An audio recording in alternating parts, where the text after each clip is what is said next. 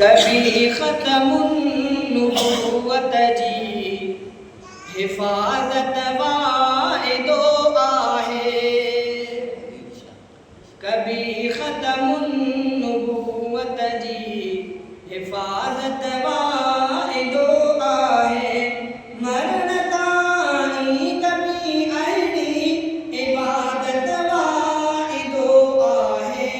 कभी ख़त्मुन नुबुव्वत जी हिफ़ाज़त वाइदो आहे। अगर कूड़ी नुबुव्वत जी कंदड़ दावा अॻियां आयो।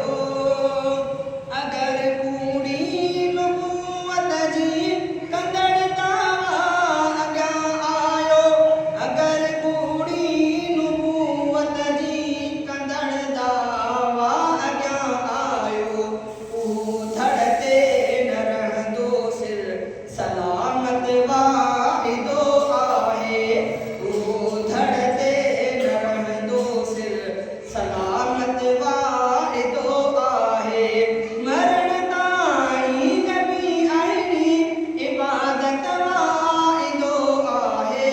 कभी ख़त्मुन नुबुव्वत जी हिफ़ाज़त वाइदो आहे। अगर सियासत जे सियाणप सां हदफ़ आयो नुबुव्वत ते। अगर सियासत जे सियाणप सां हदफ़ आयो नुबुव्वत ते। अगर सियासत जी सियाणप सां हदफ़ आयो नुबुव्वत ते। असां बर्पा कंदासीं पोइ बग़ावत वाइदो आहे। असां बर्पा कंदासीं पोइ बग़ावत वाइदो आहे।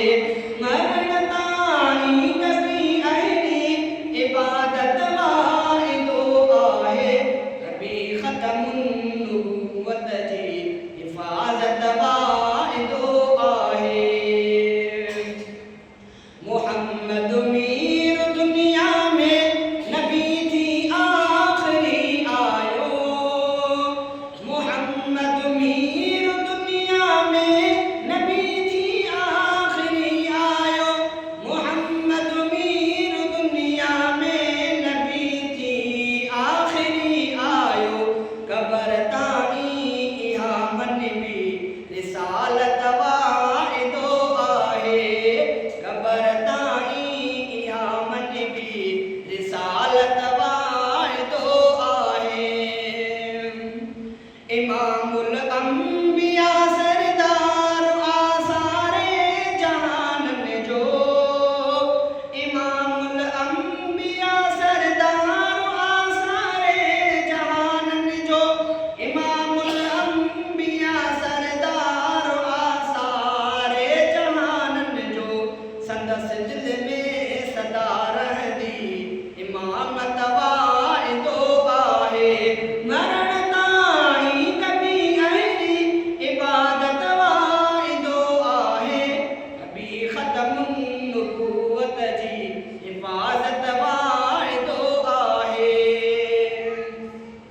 मुहम्मद जी नुबुव्वत ते अगर हमला रहिया जारी।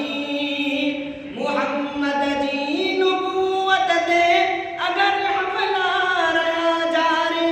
मुहम्मद जी नुबुव्वत ते अगर हमला रहिया जारी। शराफ़त सां विढ़ी पवंदी शरारत सां विढ़ी पवंदी।